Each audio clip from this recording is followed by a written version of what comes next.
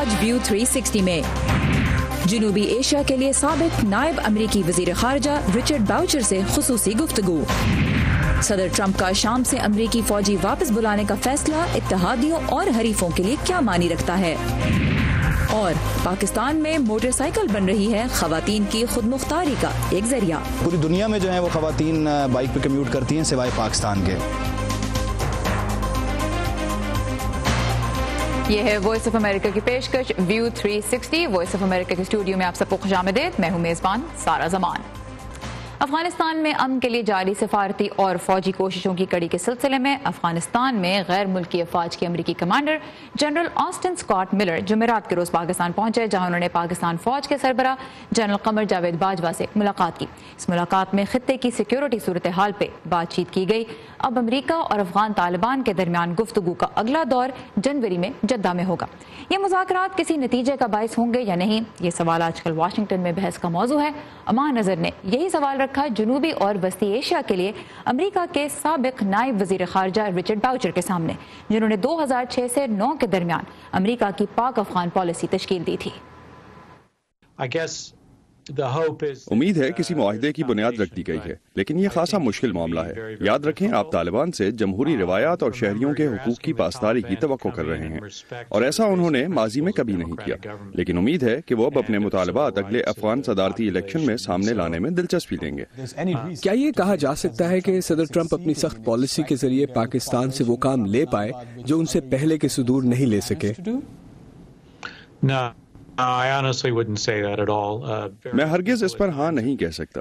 ماضی میں بھی مختلف رہنماؤں نے پاکستان پر خاصی سخت پالیسی اپنائی، لیکن پھر انہیں پاکستان کے ساتھ مل کر کام کرنے کا طریقہ نکالنا پڑا، اور ایمبیسڈر خلیلزاد نے بھی ایسا ہی کیا ہے. انہوں نے ابتدا میں سخت موقف اپنایا، لیکن انہوں نے ملک کے ساتھ گفتگو میں تعاون کے طریقے نکالے. آپ کے تجربے میں پاکستان سے افغان مسئلے پر تعاون حاصل کرنے کا بہترین طریقہ ہے کیا؟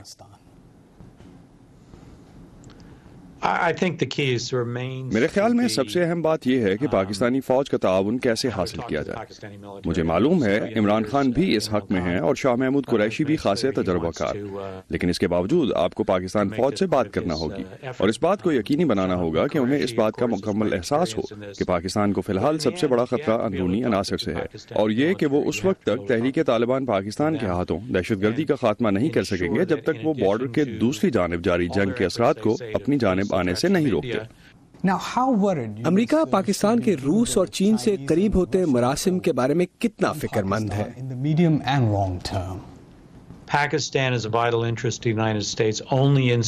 پاکستان سے وابستہ امریکی مفادات کی وجہ پاکستان کا اس علاقے میں ہونا ہے جو مسائل کا شکار ہے اور جو ماضی میں دہشت گردی کی آواز کا رہا ہے. اگر پاکستان اپنے اندر دہشت گردی پر قابو پائے اور ہمسایہ ممالک اور خطے میں دہشت گردی پر قابو پانے میں مدد دے تو ہمیں اس سے کوئی سروکار نہیں کہ پاکستان چین سے دوستی کرتا ہے اور روس سے. شکیل آفریدی کا معاملہ بھی پاکستان اور امریکہ کے درمیان اختلاف کی ایک وجہ ہے. ایک تجویز یہ بھی سامنے آئی کہ عافیہ صدیقی اور شکیل آفریدی کا تبادلہ کر لیا جائے. کیا آپ اس کے حق میں ہیں؟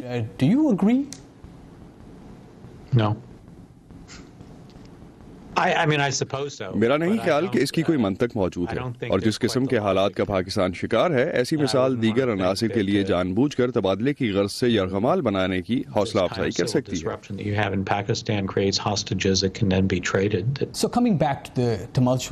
کیا پاک امریکہ تعلقات اسی ڈگر پر چلتے رہیں گے؟ کبھی دھمکی، کبھی میٹھی بات اور کبھی صرف دھمکی؟ سب سے فیصلہ کن بات یہ ہے کہ آیا پاکستان افغانستان میں امن قائم کرنے میں مدد کرتا ہے یا نہیں. اگر پاکستان مثبت تبدیلی کا باعث بنتا ہے تاکہ افغانستان میں امن آ سکے اور اپنے ہمسایوں سے افغان امن کے لیے تعاون کرتا ہے تو میرا خیال ہے کہ ہم سب پاکستان کے ساتھ مختلف طرح کا برتاؤ کریں گے. یہ بات ٹرمپ انتظامیہ سمیت اس سے پچھلی حکومتوں کی جانب سے بھی بالکل واضح رہی ہے. یہ تھی رچرڈ باؤچر کے ساتھ خصوصی گفتگو. امریکہ میں وفاقی حکومت کے جزوی شٹ ڈاؤن کو آج 1 ہفتہ مکمل ہو گیا ہے اور اب یہ شٹ ڈاؤن اگلے سال میں داخل ہوتا نظر آ رہا ہے. اس وقت ہم چلیں گے تفصیلات کے لیے سحر ماجد کے پاس جو کیپٹل ہل پہ موجود ہیں. سحر، کل ہی کیپٹل ہل پہ ارکان کانگریس کی ملاقات بھی ہوئی. شٹ ڈاؤن ختم کرنے سے متعلق کوئی پیش رفت ہوئی یا کوئی امید ملی؟ جی سارا، سینٹ اور ایوان نمائندگان کے اراکین نے کل جمعرات کے روز کیپٹل ہل میں ملاقات کی، لیکن شٹ ڈاؤن ختم کرنے کے حوالے سے کسی قرارداد کی منظوری پر کوئی بات نہیں ہوئی، لہٰذا حکومت کی سرگرمیاں اب اگلے سال ہی بحال ہوں گی۔ 3 جنوری کو نومنتخب کانگریس نشستیں سنبھالے گی۔ ایوانی نمائندگان میں اب اکثریت ڈیموکریٹس کی ہوگی تو وہ بجٹ پر اپنی مرضی کا بل پاس کروا سکتے ہیں، لیکن یہ دیکھنا ابھی باقی ہے کہ اس بل پر سینٹ میں کیا رد عمل آتا ہے، جہاں اکثریت ریپبلکنز کی ہے۔ جزوی شٹ ڈاؤن کی وجہ یہی ہے کہ صدر ڈونلڈ ٹرمپ نے امریکی میکسیکو سرحد پر دیوار تعمیر کرنے کے لیے $5 ارب کا مطالبہ کیا ہے، جبکہ ڈیموکریٹک پارٹی کے رہنما بارڈر سیکیورٹی کے لیے $1.3 ارب دینے پر آمادہ ہوئے ہیں۔ وہ سرحدی دیوار کے خلاف ہیں۔ رائٹرز کے ایک حالیہ سروے کے مطابق امریکیوں کی اکثریت نے صدر ڈونلڈ ٹرمپ کو اس شٹ ڈاؤن کے لیے ذمہ دار ٹھہرایا ہے۔ 47% امریکیوں کا کہنا ہے کہ صدر ڈونلڈ ٹرمپ اس شٹ ڈاؤن کے لیے ذمہ دار ہیں، جبکہ 33% امریکی مانتے ہیں کہ ڈیموکریٹس اس شٹ ڈاؤن کے لیے قصوروار ہیں۔ صرف 7% ریپبلکنز کو ذمہ دار ٹھہرا رہے ہیں۔ صدر ڈونلڈ ٹرمپ نے اپنی ایک حالیہ ٹویٹ میں کہا ہے کہ معاملہ صرف دیوار کی تعمیر کا نہیں ہے، دراصل ڈیموکریٹس ریپبلکنز اور صدر کو کامیاب ہوتا ہوا نہیں دیکھ سکتے۔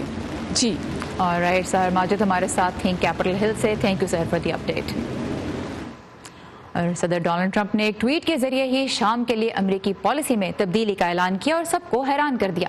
صدر کے مطابق شام میں داعش کے خلاف لڑائی جیتی جا چکی ہے اور اب وہاں موجود 2000 فوجیوں کو، جو کہ 2014 سے موجود ہیں، اب اگلے کچھ ہفتوں میں وطن واپس آ جانا چاہیے۔ صدر ٹرمپ کے اس اعلان پہ اتحادیوں اور مخالفین کا رد عمل کیا رہا ہے، یہ پیش کری ہیں نیلوفر مغل۔ صدر ٹرمپ کا دعویٰ ہے کہ شام میں داعش کو شکست دی جا چکی ہے اور اس لیے وہاں امریکی فوجیوں کی موجودگی کی ضرورت نہیں۔ ہم نے انہیں شکست دے دی ہے، ہم نے انہیں بری طرح شکست دی ہے، ہم نے کنٹرول واپس حاصل کر لیا ہے، اب ہمارے فوجیوں کے گھر واپس آنے کا وقت ہے۔ شام میں اس وقت تقریباً 2000 امریکی فوجی موجود ہیں جو امریکہ کی اتحادی سیرین ڈیموکریٹک فورسز اور کرد جنگجو گروپ YPG کو داعش کے خلاف کارروائیوں میں معاونت فراہم کر رہے ہیں۔ امریکی فوجیوں کی واپسی سے کرد جنگجو پریشان ہیں، جنہیں اب تک امریکہ مسلح کرتا رہا ہے۔ انخلا کے فیصلے سے کئی خطرات جنم لیں گے، جن میں داعش اور اس طرح کے کئی گروپس کی خطے میں پیش رفت بھی شامل ہے۔ یہ صحیح فیصلہ نہیں، یہ صحیح وقت بھی نہیں۔ لیکن شام کا ہمسایہ ترکی امریکہ کے اس اقدام کے حق میں ہے، کیونکہ ترکی YPG کو ملنے والی امریکی امداد سے ناخوش تھا۔ ترکی کو خدشہ ہے کہ اس سے اس کی سرحدوں میں سرگرم باغی گروپ PKK مضبوط ہوگا، جسے ترک حکومت دہشت گرد قرار دے چکی ہے۔ اطلاعات کے مطابق ترک صدر اردوان نے ایک ٹیلی فون کال میں صدر ٹرمپ کو یقین دلایا ہے کہ انقرہ داعش کے خلاف لڑتا رہے گا اور کرد جنگجوؤں کے خلاف فوری طور پر کوئی کارروائی نہیں کرے گا۔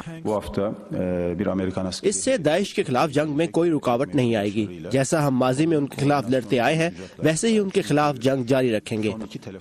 شام کی سرحد سے ملنے والی رپورٹوں کے مطابق ترک فورسز وہاں اپنی موجودگی میں مسلسل اضافہ کر رہی ہیں اور وہ YPG کے مقابلے کے لیے اپنی قوت بھی بڑھا رہی ہیں۔ شام میں امریکہ کی موجودگی کا ایک مقصد صرف داعش کے خلاف لڑائی ہی نہیں، بلکہ ایران کے بڑھتے ہوئے اثر و رسوخ کو کنٹرول کرنا بھی تھا۔ اسرائیل کا کہنا ہے کہ اس کی پالیسی میں کوئی تبدیلی نہیں آ رہی، وہ اب بھی شام میں ایرانی فوجی تنصیبات کے خلاف کارروائی جاری رکھے گا۔ شام میں بشار الاسد کی حکومت کے حامی ایران نے امریکی فوج کی واپسی کی متوقع طور پر حمایت ہی کی ہے۔ ایران کی وزارت خارجہ کے ترجمان نے ایک بیان میں کہا ہے کہ امریکی فوج کی شام میں موجودگی سے خطے کو نقصان پہنچا ہے، یہ موجودگی ہمیشہ سے ہی غلط اور غیر منطقی تھی۔ شام کے وار تھیٹر کے ایک اور انتہائی اہم کردار، روس کے صدر ولادیمیر پوٹن نے حال ہی میں صحافیوں سے خطاب کرتے ہوئے کہا کہ وہ صدر ڈونلڈ ٹرمپ سے اتفاق کرتے ہیں کہ شام میں داعش کو بڑی حد تک شکست ہو چکی ہے، لیکن انہوں نے اس بات پر شک کا اظہار کیا کہ شام سے امریکی فوج کا انخلا واقعی عمل میں آئے گا۔ ہمیں ابھی تک امریکی فوجوں کے انخلا کے آثار دکھائی نہیں دیتے، لیکن یہ ممکن ہے اور ہم ایک سیاسی حل کی جانب گامزن ہیں۔ پینٹاگون کے مطابق شام سے تمام امریکی افواج کے محفوظ انخلا کی منصوبہ بندی کی جا رہی ہے اور یہ انخلا منظم انداز میں ہوگا۔ تجزیہ کاروں کا کہنا ہے کہ شام میں داعش سے 99% علاقوں کا قبضہ چھڑانے کے باوجود اس بات کا خدشہ موجود ہے کہ امریکی افواج کے انخلا کے بعد وہاں پر جنگجو دوبارہ منظم ہونے کی کوشش کریں گے۔ ساتھ ہی شام سے امریکی افواج کی واپسی صرف داعش کے خلاف جنگ پر ہی نہیں بلکہ خطے میں جاری اثر و رسوخ کی جنگ پر بھی گہرے اثرات مرتب کر سکتی ہے۔ Nilofar Mughal, voice of America, Washington. امریکی فوجیوں کے انخلاء کی خبروں کے بعد ہی YPG ملیشیا نے ترکی کی جانب سے حملے کے بڑھتے ہوئے خطرے کے پیش نظر شام کے صدر بشار الاسد سے اپیل کی ہے کہ حکومت ان کے علاقے منبیج کو تحفظ فراہم کرے، اور اس کے بعد سے شامی فوج آج وہاں داخل ہو گئی ہے۔ دوسری جانب ترکی، روس اور ایران کے صدور جو ہیں وہ شام کی صورتحال پہ بات چیت کے لیے اگلے کچھ ہی روز میں ملاقات کرنے والے ہیں۔ اس وقت ہم خطے کی صورتحال پہ کچھ مزید بات کریں گے اسامہ بن جاوید سے، جو مشرق وسطی امور کے ماہر ہیں اور کراچی سے اس وقت بذریعہ فون لائن ہمارے ساتھ ہیں۔ اسامہ، یہ بتائیے، اب ہم جو صورتحال دیکھ رہے ہیں، ایک تو داعش کے خلاف لڑائی تھی، لیکن کیا اب ترکی کو بھی ایک کھلا میدان مل گیا ہے کردوں کو ٹارگٹ کرنے کے لیے، کیونکہ صورتحال تو کچھ ایسی ہی بنتی نظر آ رہی ہے؟ جی ہاں، اب آپ آن دا گراؤنڈ جب سچویشن دیکھیں تو اس انخلاء سے جو سب سے بڑا فائدہ ہوگا وہ دو طاقتوں کو ہے۔ ایک طرف جو روس، ایران اور شامی صدر بشار الاسد کی جو الائنس ہے اسے، اور دوسری طرف ترکی کو۔ ان دونوں لوگوں کو اس انخلاء کی وجہ سے اس خلا کو پر کرنے کا موقع ملے گا۔ کرد باغی جو ہے ان کی ترکی سے شدید مخالفت کی وجہ سے ان کے پاس اس کے علاوہ کوئی اور چارہ نہیں رہ جاتا کہ وہ ایران اور روس کی جو الائنس موجود ہے اس کے ساتھ مل کے ترکی کا مقابلہ کر سکیں۔ ترکی اگر آپ دریائے فرات دیکھیں تو دریائے فرات کی مشرقی جانب تمام حصے اپنے کنٹرول میں لے چکا ہے، اور اس کی نظر ہے کہ وہ اپنے بارڈر کو جو مغرب فرات کی طرف ہے اس کو بھی اپنے کنٹرول میں لے لے۔ اور دوسری طرف جو ایک بڑا علاقہ ہے جو انبار کا علاقہ ہے عراق میں، اور دیر الزور کا علاقہ ہے شام میں، جو ایک بہت بڑا صحرائی علاقہ ہے اور مشکل اور دشوار گزار علاقہ ہے، وہاں پہ داعش کے جو پاکٹس رہ گئے ہیں انہیں بھی خدشہ یہ ہے کہ انہیں فائدہ پہنچے گا، اور امریکہ کے لیے غالباً 18 ماہ سے 2 سال کے بعد ایک اور موقع بن سکے گا، کیونکہ داعش دوبارہ منظم ہو کے حملے کر سکتی ہے۔ اچھا، یہ بتائیے، اس وقت جو سچویشن ہم دیکھ رہے ہیں اس میں اگر امریکہ موجود رہتا ہے اور اس کے فوجی موجود رہتے ہیں، خطے میں بیلنس آف پاور کے لحاظ سے امریکہ کی پریزنس کیا اہمیت رکھتی ہے؟ دیکھیے، شام ایک ایسی جگہ ہے اور ایک ایسا تنازع ہے جس کی وجہ سے مشرق وسطی کی یکسر صورتحال تبدیل ہو چکی ہے گزشتہ 7 سالوں میں۔ امریکہ جو کہ ایک بڑا انٹرلاکیٹر تھا، اب اس کی وہ اہمیت نہیں رہ گئی جیسی روس کی ہے۔ روس کو وہ جگہ جب ملی جب امریکہ نے ہچکچاہٹ کا شکار رہا اور اپنی فوجیں بھیجنے میں تاخیر کی۔ اب ایک بڑی مزیدار صورتحال یہ ہے کہ امریکہ کے پاس اس کے علاوہ اور کوئی چوائس نہیں ہے، یا تو وہ اپنے فوجیوں کو بہت بڑھا سکتا ہے یا ان کو نکال سکتا ہے، اور اس وقت امریکی عوام کی طرف سے اس طرح کی کوئی دلچسپی نہیں نظر آتی کہ امریکی فوج کو مزید جگہوں پہ ملوث کیا جائے۔ اس کا ایک فائدہ صدر ڈونلڈ ٹرمپ کو ایک اپنے ملک میں اپنے فوجیوں کو واپس بلانے کا بھی ہو سکتا ہے، اور دوسری طرف جو شام میں جاری آپریشنز ہیں وہ بڑے آپریشنز جو ہیں وہ فضائی حملے یا آرٹلری کے ذریعے کیے جاتے ہیں۔ اب سے کچھ مہینے پہلے میرا گزر ہوا جہاں میں شام اور عراق کی صدر میں سرحد پر القائم کے علاقے میں موجود تھا، اور 40 کلومیٹر کی رینج تک موجود آرٹلری وہاں پہ داعش کے ٹھکانوں کو ٹارگٹ بنا رہی تھی۔ تو یقیناً ایک سائیکولوجیکل افیکٹ تو یقیناً ہوگا ان اتحادیوں پر، اور امریکہ کے اتحادیوں کو اپنے بارے میں سوچنا پڑے گا کہ واقعی از امریکہ اے ٹرسٹیبل پارٹنر۔ لیکن دوسری طرف جو داعش کے خلاف آپریشن جاری ہیں، جو امریکہ کے آپریشن شام کے اندر جاری ہیں، غالباً ان پہ براہ راست کوئی بہت بڑا فرق نہیں پڑتا۔ اسامہ، بریفلی ہمیں بتائے گا، وقت کی کمی کے باعث ہمیں بریف رکھنا ہوگا کہ اب ہم دیکھ رہے ہیں کہ متحدہ عرب امارات نے سیریا میں اپنی ایمبیسی کھولی، اور اس کے علاوہ بحرین بھی کہہ رہا ہے کہ وہ بھی ایمبیسی کھولنے پہ کام کر رہا ہے۔ کیا وجہ نظر آ رہی ہے اس کا کیا امپیکٹ ہوگا؟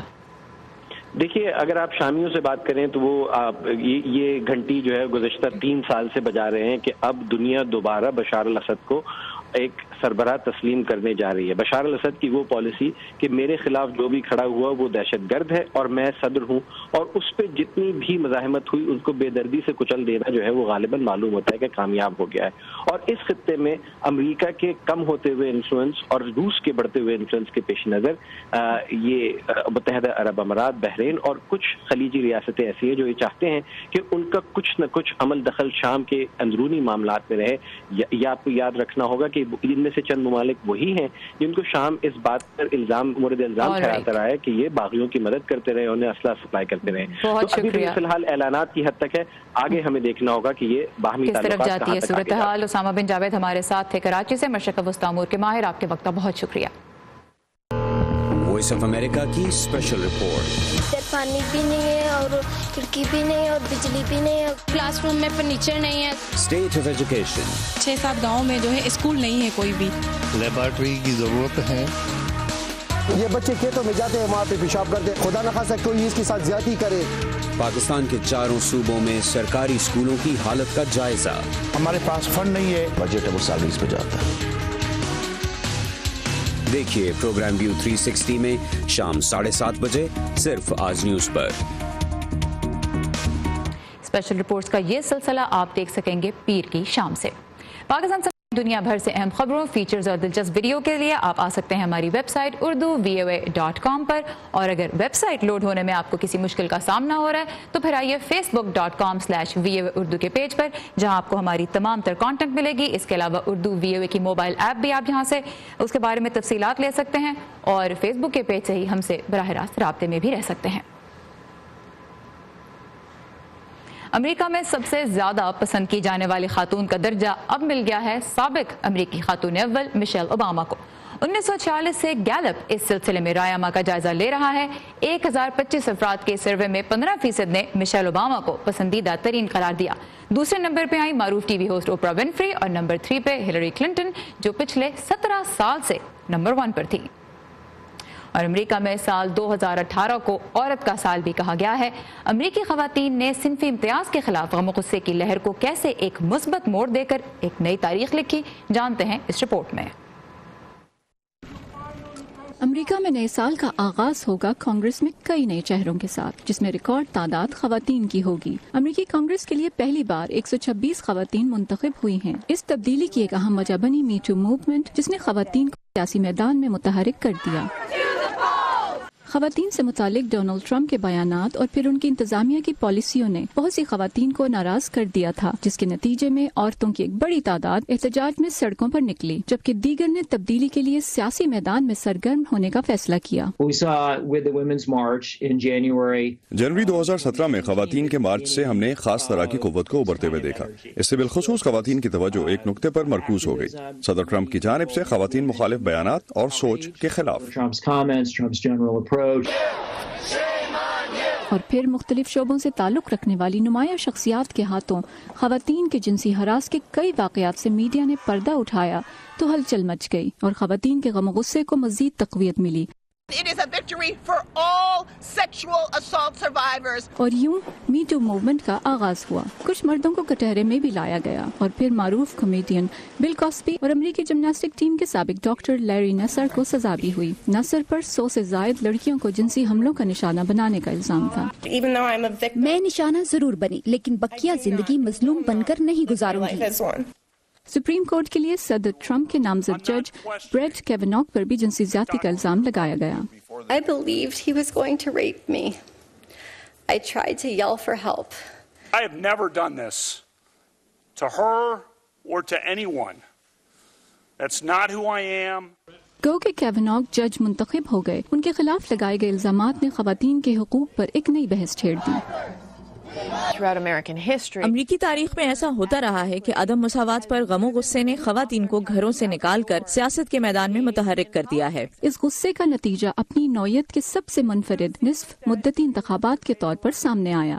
ووٹروں کو ایسے افراد کے چناؤ کا موقع ملا جو حقیقتاً ان کی اور امریکیوں کی نمائندگی کرتے ہیں. پہلی بار بیلٹ پر مختلف مذاہب, عقائد اور قومیتوں سے تعلق رکھنے والے افراد بہت نمایاں تھے. عوام نے پہلی بار اتنے متنوع امیدواروں کو کامیاب کرایا, اور یوں امریکی تاریخ میں پہلی بار 2 مسلمان خواتین راشدہ طلیب اور الہان عمر نے کانگریس پہنچ کر تاریخ رقم کر دی.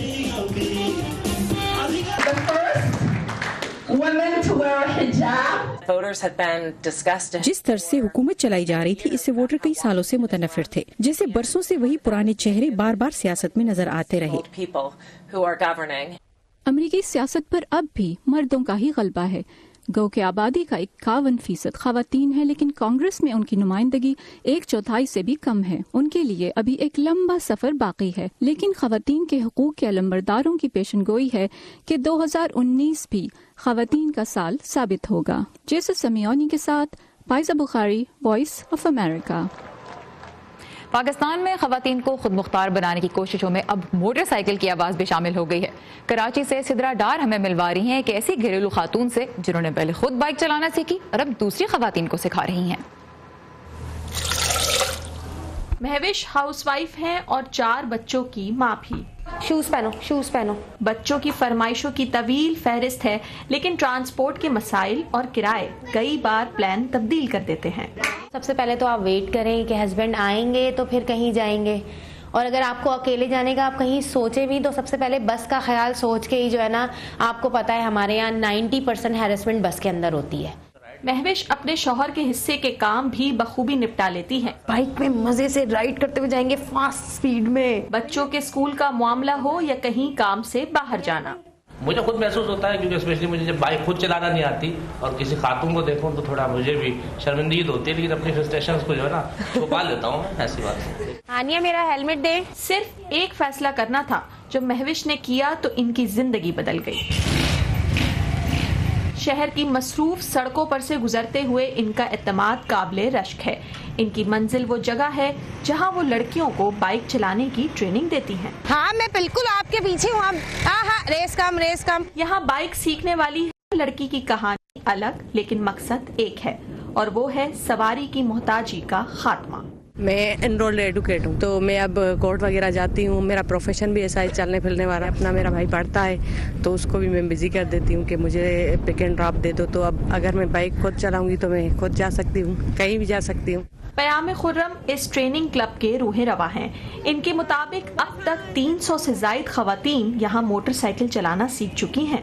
हमारी सोसाइटी में बहुत सारी चीज़ें लैक करती हैं, ये भी उन्हीं चीज़ों में से एक है। पूरी दुनिया में जो है वो खवातीन बाइक पे कम्यूट करती हैं सिवाय पाकिस्तान के। हम अब तक तकरीबन 350 खवातीन को सिखा चुके हैं। उनमें पुलिस वालियाँ भी हैं, उनमें स्टूडेंट्स भी हैं, उनमें डॉक्टर्स भी हैं, उसमें इंजीनियर्स भी हैं, उनमें हाउसवाइफ्स भी हैं। वो जब सड़क पर निकलती हैं तो कई मर्द हरासा करते हैं तो कई हैरानगी का इजहार भी करते हैं। जैसे ही देखते हैं ना कि कोई खातून आगे निकली है तो यकीन करें पीछे से जिस स्पीड में आते हैं ना, वो बस आपकी सोच है, वो जिस तरीके से निकलते हैं, कट लेते हुए निकलते हैं, डराते हुए निकलते हैं। सवारी सस्ती और आसान है, तभी महविश इससे हर काम बआसानी कर लेती हैं।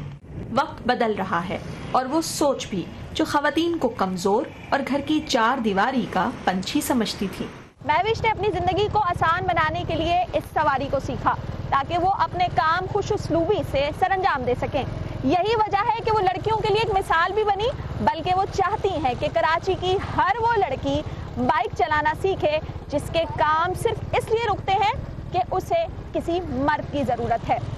हार ना मानिए, आगे बढ़िए और बाइक चलाइए ताकि जिंदगी सहल हो सके। सिद्रा डार, voice of America, Karachi. Good luck ladies. और आज के प्रोग्राम के आखिर में हम देखेंगे इस हफ्ते की हॉलीवुड हाइलाइट्स जो लेकर आई हैं वर्दा खलील। –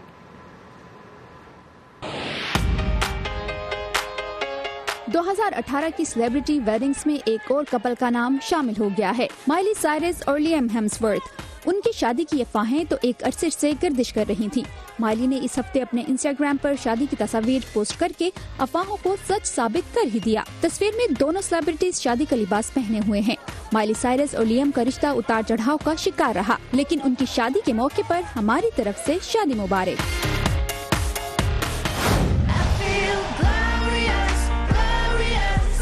2018 हॉलीवुड की तारीख का सबसे मुनाफा बख्श साल साबित हुआ। इस साल इंडस्ट्री ने 11.4 अरब डॉलर कमाए। बॉक्स ऑफिस पर साल की सबसे कामयाब फिल्म रही ब्लैक पैंथर, जिसने 70 करोड़ डॉलर कमाए। तकरीबन 68 करोड़ डॉलर की टिकट सेल्स के साथ दूसरे नंबर पर आई एवेंजर्स इन्फिनिटी वॉर, जबकि तीसरे नंबर पर है एनिमेटेड फिल्म इनक्रेडिबल्स 2, जिसने 60 करोड़ डॉलर से ज्यादा कमाए। साल के इख्तिताम पर एक्वामैन और मैरी पॉपिंस जैसी फिल्मों की रिलीज के बाद उम्मीद की जा रही है कि 2018 का बॉक्स ऑफिस 12 अरब डॉलर के करीब पहुँच जाएगा। Everything you learned in my class. Yep. Nope. Angry birds में अब शामिल होने वाली हैं रैप क्वीन निकी मिनाज। निकी फिल्म के सीक्वल का हिस्सा बनेंगी जो अगस्त 2019 में रिलीज होगा, लेकिन वो फिल्म में क्या किरदार अदा करेंगी इस बारे में उन्होंने कुछ नहीं बताया। एंग्री बर्ड्स में उनकी आमद फैंस को हैप्पी जरूर कर देगी। वर्दा खलील, उर्दू VOA। इसी के साथ खत्म होता है आज का व्यू 360। फीडबैक के लिए आइए facebook.com/।